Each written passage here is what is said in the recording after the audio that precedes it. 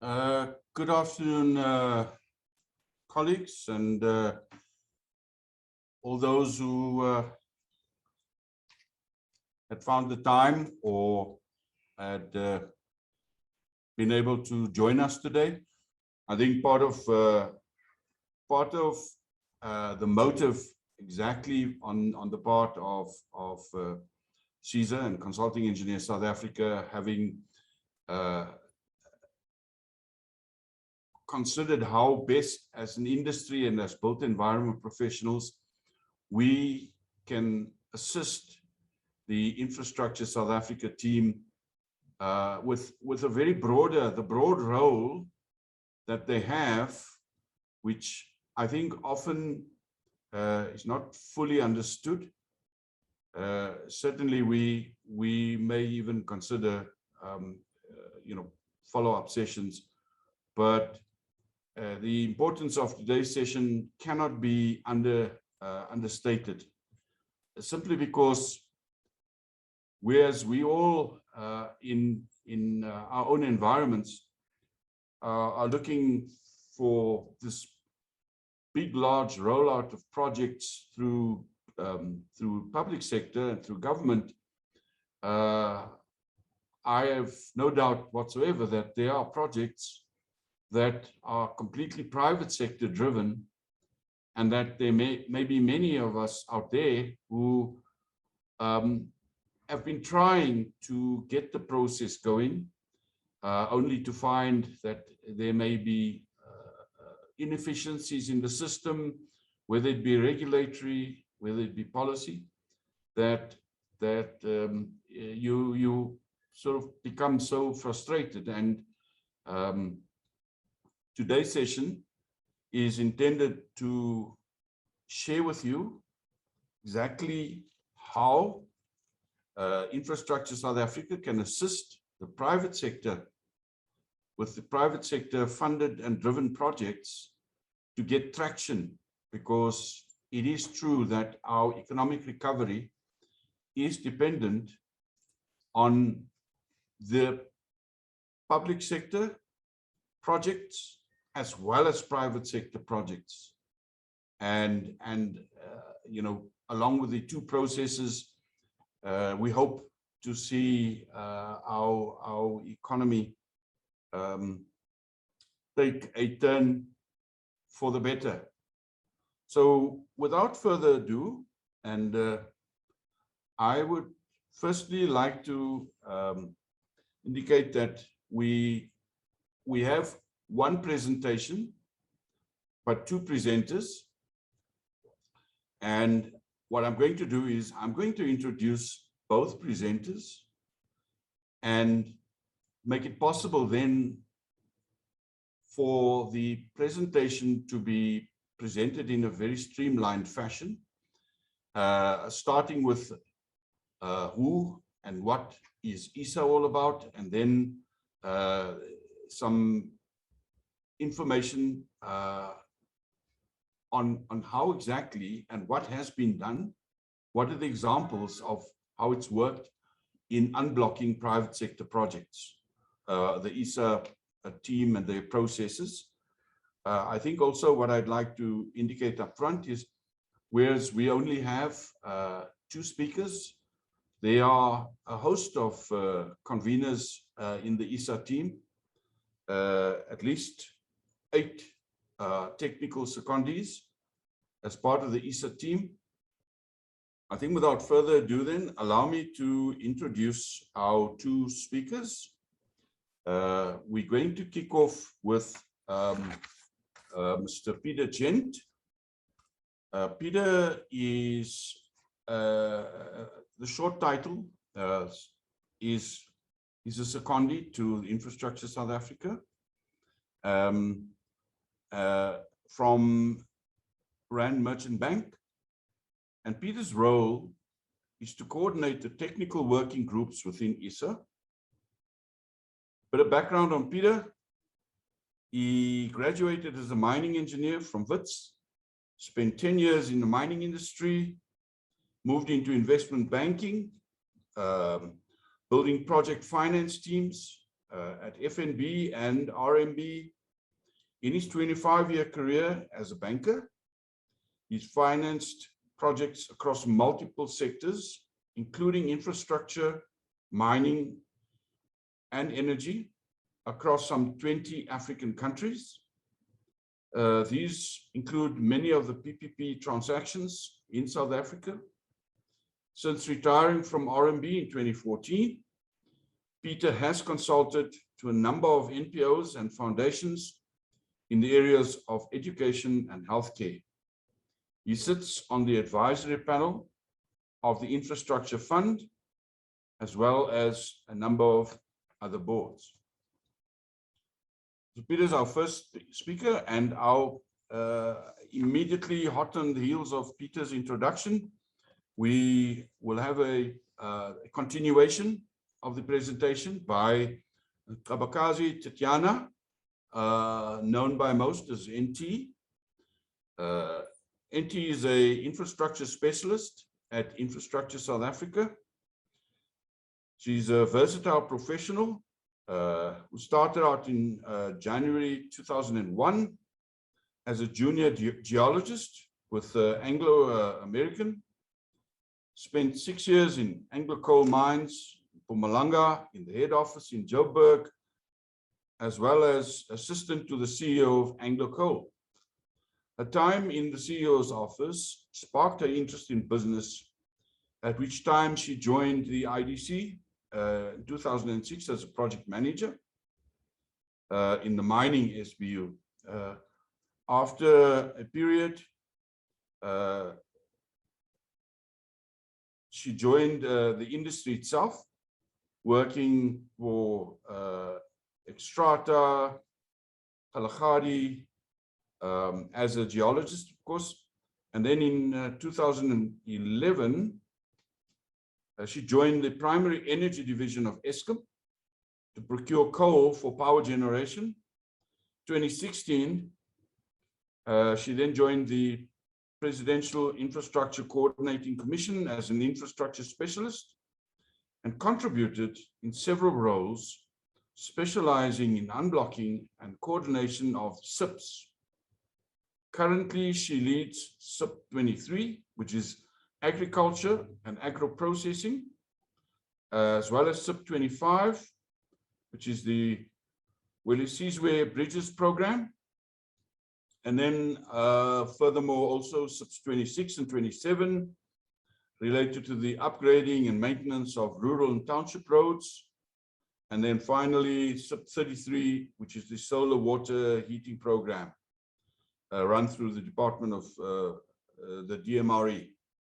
So colleagues, without further ado, I'm going to invite Peter to join us on the stage on this virtual platform, and if we can start the sharing of the presentation as well.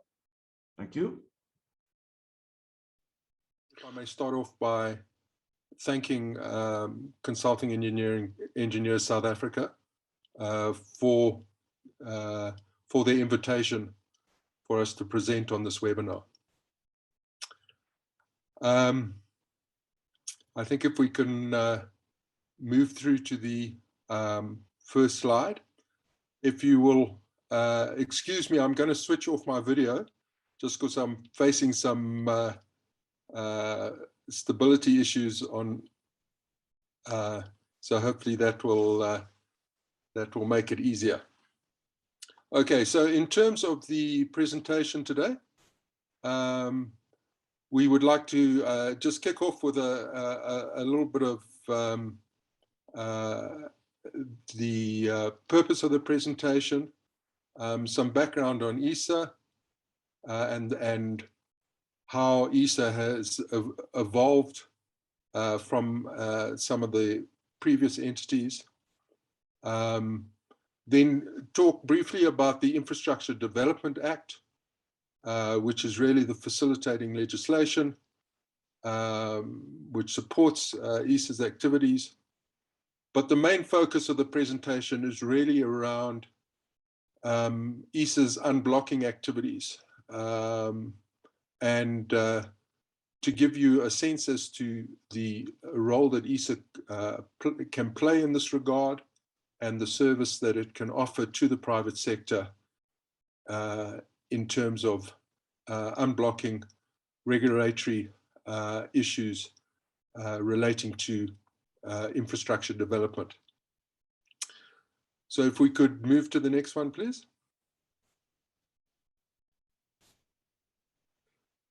So the purpose of this presentation is to make the private sector aware of the service provided by ESA for either public sector or private sector infrastructure. So whether you are working on a project that is being developed by the private sector or being developed by the public sector, this service is available to assist in terms of expediting those projects, with the only requirement that the project should support the objectives of the National Infrastructure Plan or the specific sector master plans. The second issue that we would like to touch on is just the opportunity for applying to have a project gazetted as a strategic integrated project, or a SIP to be short, and the benefits that that brings. And once again, I should highlight that that opportunity is available both for public sector projects and private sector projects. So I think if we can move on then, just to give a little bit of background as to the genesis of ESA. There have been a number of organizations which you may well be familiar with. The National Planning Commission, which was established in 2010 to develop a long-term vision and strategic plan for South Africa. Then the Presidential Infrastructure Coordinating Commission, which was formed in 2012 in the Department of Economic Development. And then in 2019, that moved to Department of Public Works and Infrastructure.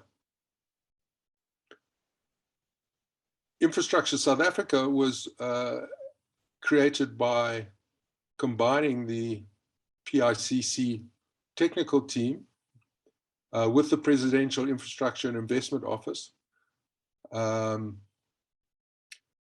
and has been established to create a single entry point for all infrastructure projects in South Africa, public and private, and has been tasked to drive the implementation of the infrastructure investment plan.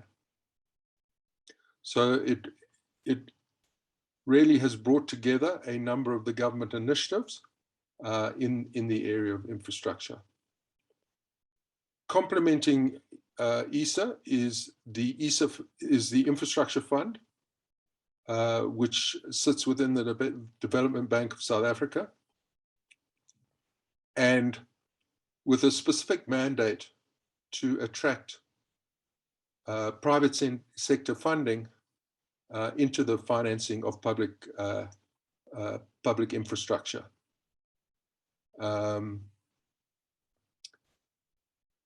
Specifically to supplement funding which is available from the fiscus. So a point I would like to highlight is that while ESA plays the unblocking role for private sector projects, what it is not is a source of funding for private sector projects, nor is it the avenue to for the private sector to promote public or unsolicited bids. What ESA will do and can assist with is directing the private sector to the appropriate line departments in government, if in fact a private sector entity wishes to make such a proposal.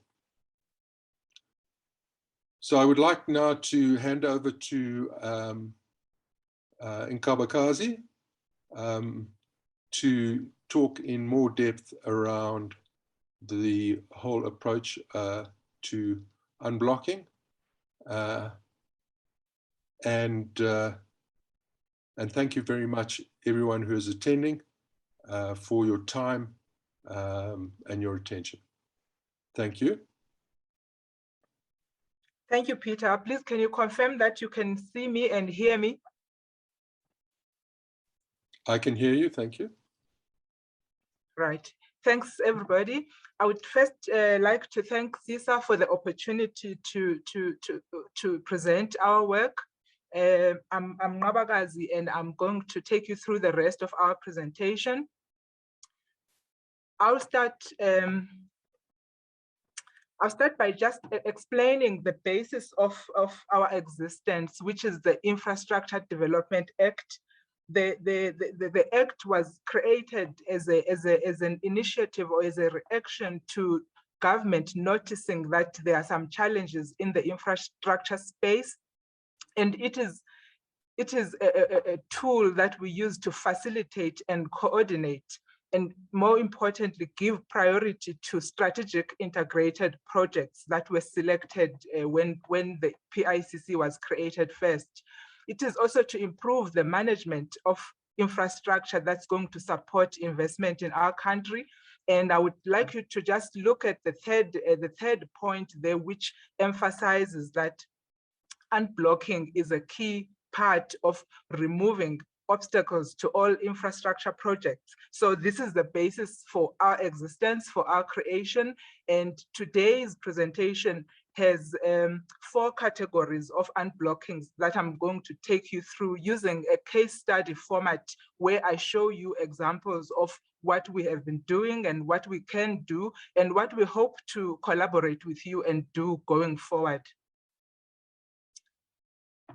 Number 1 is what I've called policy unblockings, and these would ordinarily take a long period of time. They require detailed engagement with the private sector, with all stakeholders, in fact, and can only be approved at cabinet level or by ministers. These are not necessarily done in our office. There is a team that consists of National Treasury and the Presidency called Operation Vulindlela. 2 examples of these that you may be aware of. Recent examples, the raising of the licensing threshold for embedded generation from 1 megawatt to 100 megawatt. And the second one is the commitment by the Department of Water and Sanitation to fast track the processing of water use license applications. So these are high level and very significant unblockings that are done by government. At Infrastructure South Africa, we don't necessarily do these, but we can collect information and we are aware of what is happening on those projects registered with us. We are able to then escalate information to Operation Vulindlela and assist with the development of the business case or the motivation for cabinet and ministers to change legislation and change policy for the improvement in the infrastructure space. 2 examples we are currently working with, as I am part of the Agriculture and Agro-Processing Technical Working Groups group, is we are trying to assist after hearing from Agbi's Grain or Agbi's about the plight of the companies that are exporting agricultural goods out of our country, specifically at Lebombo border post, the fruit and other perishable goods that are going to Mozambique for export are severely delayed. And this is one of the areas where we are currently being assisted by Operation Vulindlela. We're also having engagements with the Border Management Agency, where we are hoping to improve relations with our neighboring countries through the Department of International Relations. So these are just 2 examples of what we are currently working on that would fit under the overarching policy unblockings. Next would be institutional unblockings. Institutional unblockings are when your organization is just not able to function in a way that you get results when an application comes in. Sometimes people are moved from one official to the next, and they just can't get to that point where we're moving efficiently. This is when the work being done is not effective in processing applications, and sometimes even giving feedback to clients so that they can adjust their own project plans. I've got two examples for you here that I have worked on. First was the building of student accommodation at Sefako Makgatho University. This is an unblocking where the university had made applications to the city of Tshwane. As you know, when you are building a significantly sized building, you need approvals, and there's a number of different approvals and a number of different officials that need to give you sign off. The university was struggling to get the final sign off so that they can move forward. And the implications of this on the university were that their funding was threatened, their project was delayed.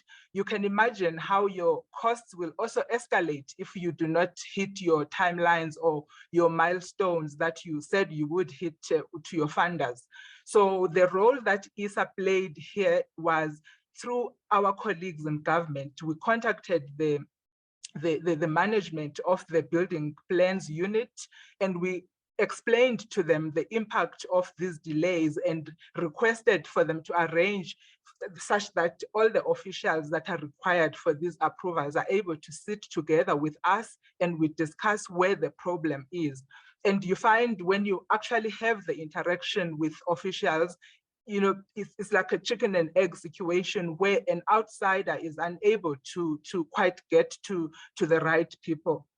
So our role is facilitation here. We were able to facilitate a meeting where the approvals were granted quite quickly after that through our relationships and our persuasion skills. The second one I would like to comment on, and this is squarely in the private sector space, is a Chrome project, I think in Limpopo province. There was an issue, the type of issue that you don't plan for, because you can't anticipate it. Somewhere in the middle of the development of this project, there was to be a ropeway that will transport the chrome ore from the mine to market. I think it was about 34 kilometers. The requirement here was for the mining industry or the mining portion of this project to sign off on the servitude required for the aerial ropeway project to carry on. They needed confirmation from the Department of Minerals and Energy that this area that now has the ropeway will not be measured when it comes to safety using the Mine Health and Safety Act, but it will use the Occupational Health and Safety Act. The difference is quite significant to those who are in the industry, in the mining industry. So this is something where if you go to the department and say, I have come to request a letter of confirmation that you will not use the Mine Health and Safety Act for this portion of the mine, it's very difficult to find the right person because it's not legislated. There is no clause in law that you're going to go and look for. It is something that arises as you develop your project. So the impact again of this was this project was to be funded by the IDC. It was developed in a partnership with the IDC. And this was one of those areas where you cannot move to the next step. It becomes a deal breaker in a way, but it also causes delays and therefore costs for the project development will escalate.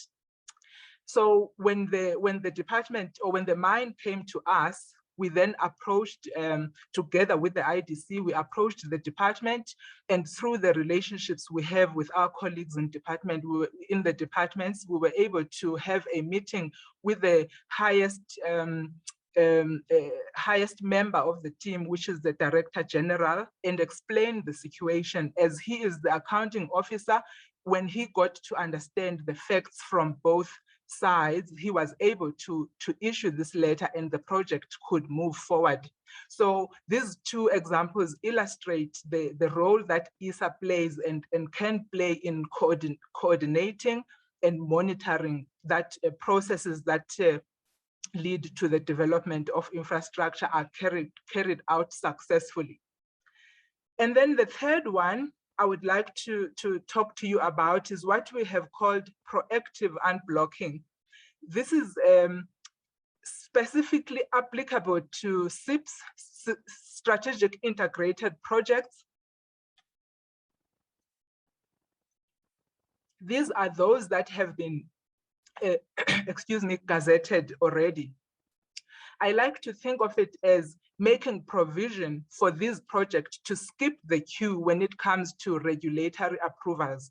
And when I say skip the queue, I don't mean that we are not going to give them the necessary attention as government. They get the necessary attention, except their time periods are a little bit faster than an ordinary project. This is where, for example, if you are a SIP, you would say to us, we are now ready to apply for our environmental approvals, for example, from the Department of Environment, Forestry and Fisheries.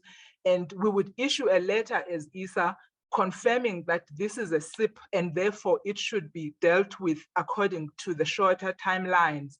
The person in our team who is a SIP lead would then monitor progress on this application together with the designated official at the department. And this is where our strength lies, that any challenges that then come about in the processing of this application are resolved at a faster pace. It's easier for the client to get hold of the teams that are required to help them. And that is what we do for SIPs. I would just like to share an example with the energy SIPs, SIP 10 and SIP 20, which are run in collaboration with the SIP Coordination Office at ESCOM. One of our colleagues who might be on this call is very proactive in assisting those who are in the renewable energy program at the moment, where these are SIPs and they are in the private sector. They need support to make sure that they achieve financial close within the timelines that have been prescribed. So our team holds regular meetings, and I've just said regular meetings here, but sometimes these are weekly meetings, sometimes these are monthly meetings, depending on the project. And each project is looked at on a case-by-case basis, but the energy team tracks progress and are very proactive in resolving any challenges that arise. As CESA, we are committed to support and show value to the private sector through accelerating the construction of this project and assisting anybody who comes to us and adds value to our infrastructure, national infrastructure plan. For the purposes of this energy one, I just listed there on point number 3, all the departments that you need to liaise with. You can see it's a large number of departments for environmental affairs, for water and sanitation, for the Department of Agriculture, Department of the Defense. So you need that support of somebody from CESA who's able to talk to all these people at different platforms and almost sort of carry your project and make sure that your messages or your requests or your queries do not go unnoticed. This work here of the SIPs, which I call skip the queue, is not arbitrary. These are not ideas that just think up and say, oh, let's do this. This is supported by the Infrastructure Development Act. I'm not going to go through this in great detail because it's an extract from the Act. You will see about Schedule 2 in the Act on clause number 17, where it says any strategic project which is implemented in terms of this Act, as much as possible, must be expedited, and all the processes required for it must run concurrently where possible. The Act, however, must be read with the understanding that it is a framework and a guide. So you know, there are certain things where officials in the various departments will use their discretion and and use the framework. But you will see that when you are a SIP, or when the project is a SIP, it is very easy for you to request that your project be treated in terms of this act. And wherever there is a deviation, that there's a delay, there is a place to go, which is CESA, which is our office. This is just an indication again of the specifics on that Schedule 2. And I would like to urge you to not focus too much on these numbers. Remember, this is an old document. You will recall right now that the Department of Water and Sanitation is actually looking at, you know, reducing the total number of days to 90. So there has been development over the years. Then I would like to go to the last one, which is really just a general performance by the different departments. Sometimes as somebody in the private sector, you know, you put in your application, you expect things to run smoothly, and you just never hear from the department again. There are some glitches sometimes because of you know, systems and software. I've heard about this with water use licenses, for example, where you've maybe clicked the wrong button and you just don't know where to go next. There are a number of these, and we also work with these. We use our existing relationships with the departments to make sure that if you come to us and you are a project that is significant, that is going to create jobs, that is really going to have an impact in the country's development, we assist you. We have a number of people who are in our technical working groups that come from the various departments. This is also another way that we make life easy for ourselves to connect with the right people as quickly as possible. The process that we follow is to first establish facts from you as the applicant for CESA assistance. There have been instances where, you know, people who are trying to perhaps bypass the system, or, you know, cut corners, or perhaps they have done their applications a little bit late and now are under pressure, come to CESA and ask us to help them. I just want to emphasize that we first establish the facts and make sure that you have actually done your part before you start you know, raising concerns about the departments.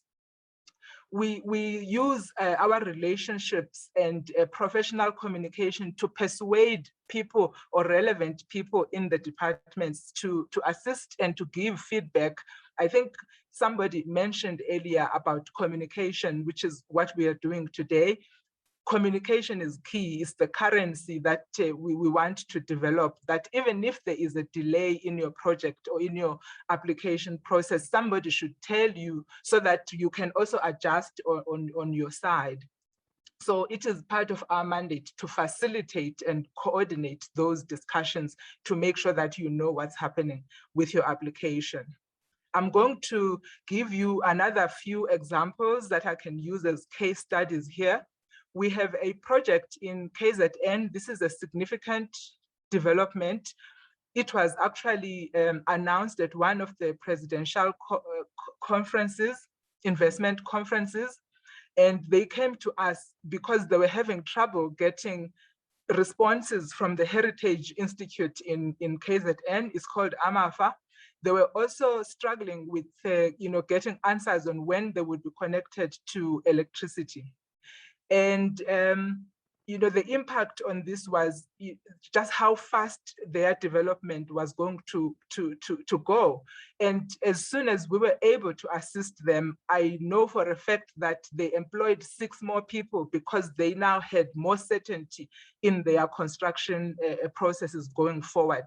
The impact on the project was again delays, because you don't want to put in a lot of money upfront only to hear towards the end of your development that, ooh, there's a heritage problem here. You want to get your certificates upfront and get your connection to electricity upfront as well.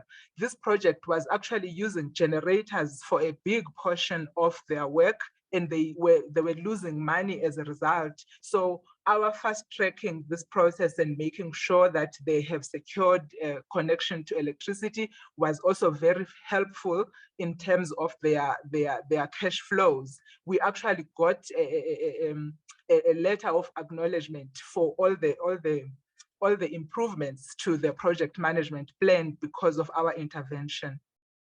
The second one is quite a significant project. This is a public project in Limpopo, and there was an appeal on the EIA here, and a decision was required from the highest office in the department.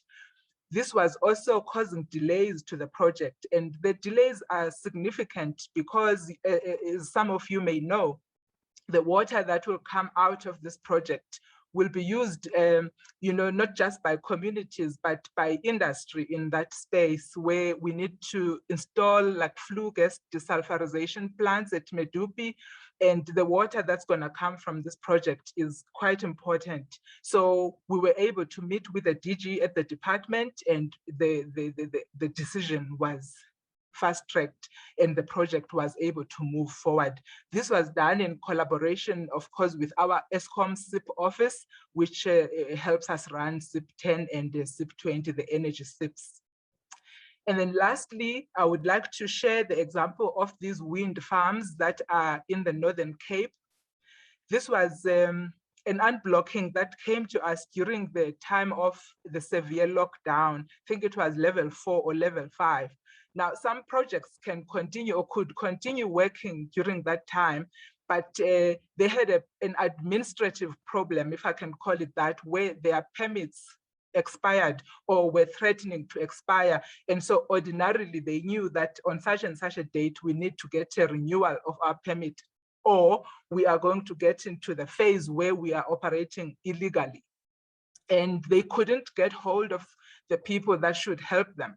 And this is not just in head office at the province. They couldn't get hold of people.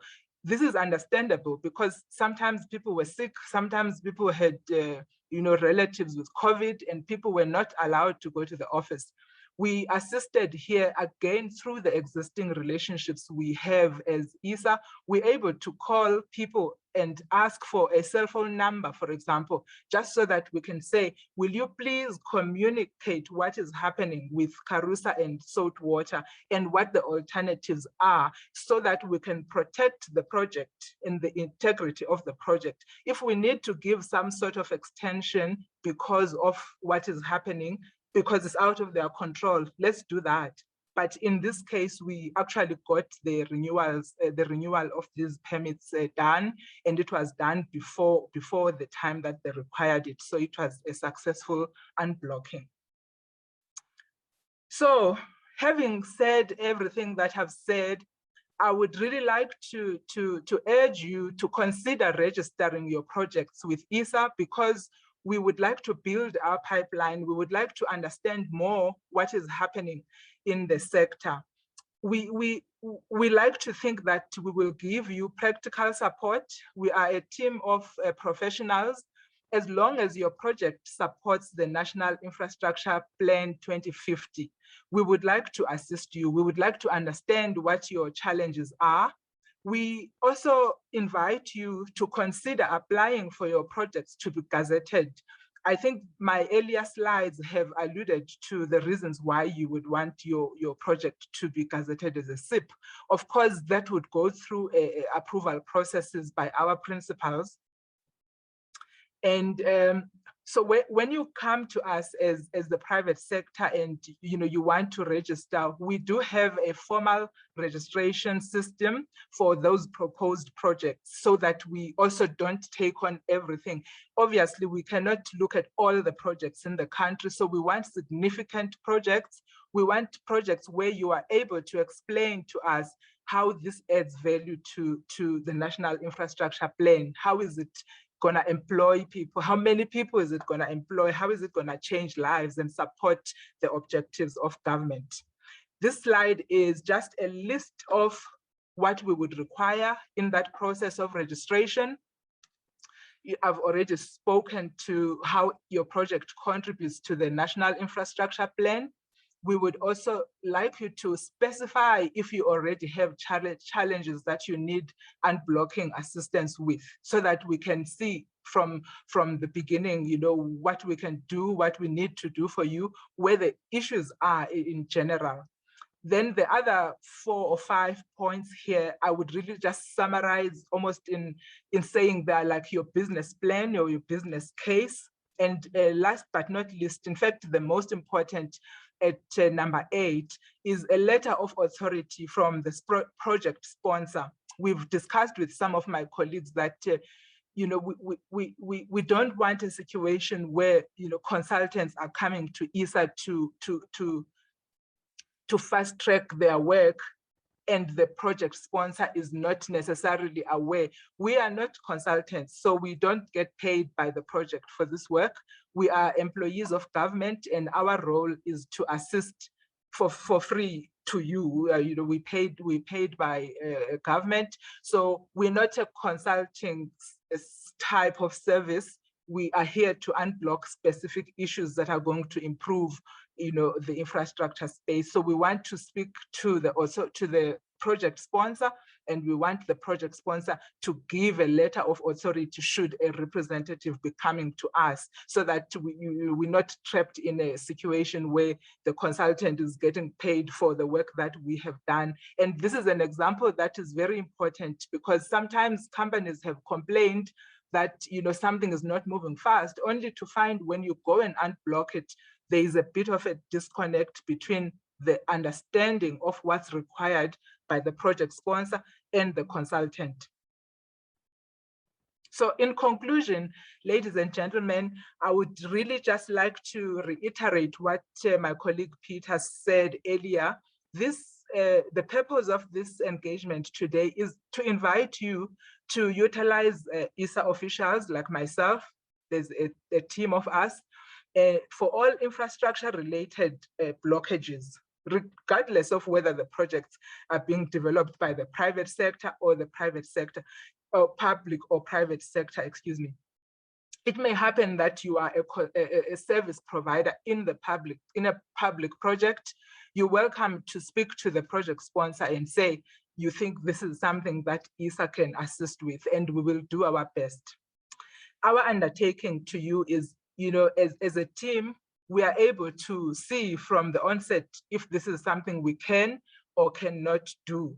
There are some issues where a project owner will come and say, my funders from the US are demanding that I structure this project in this and that way. And here in South Africa, our rules of engagement are different. We are not here to bend the rules, to change the law. So there are instances where you will come to us and we will say, ooh, perhaps we're not able to do this. And perhaps it's not necessarily an unblocking, but it's innovation. You know, if you wanted to build cars that, you know, perhaps let me not give an example because it might be controversial. Let me just say, if you come to us, we will be able to tell you that we can and we cannot do this. And in cases where we cannot do something, we are also able to refer you to the right people. Usually that is the line department that has the authority to change or bend their rules based on what the incentive would be for government. So another reason that we would like to work with you closely is that we want to understand the infrastructure space in more detail, also from your perspective, so that we can target specific areas for systemic improvement. If we see that there's a lot of blockages that are similar or that are in that department or in that particular metro, we want to be able to target those and maybe transform them or group them together into a policy kind of unblocking where we can seek assistance from Operation Vulindlela, which is at National Treasury and the Presidency. Again, I reiterate our mandate, which is to facilitate and coordinate public infrastructure development and to improve investment in our country. I invite you to talk to us. We are a big team. Here are my colleagues, and I have put their email addresses here for you. If you are in water and sanitation, you can contact my colleague Miriam. These are engineers. These are people that have expertise in their particular sectors. You've got here people with, more than one degree in most cases. You've got engineers, the 3 or 4 engineers. These are people that will be able to understand your circumstances. When you come to them, they're able to look at your project and your request and use their experiences to see to what extent we can assist you. My details here are on number 4. You are welcome to contact me as well to link you to the right people. I would like to now take this opportunity to thank you for your attention and invite questions after this session. Thank you.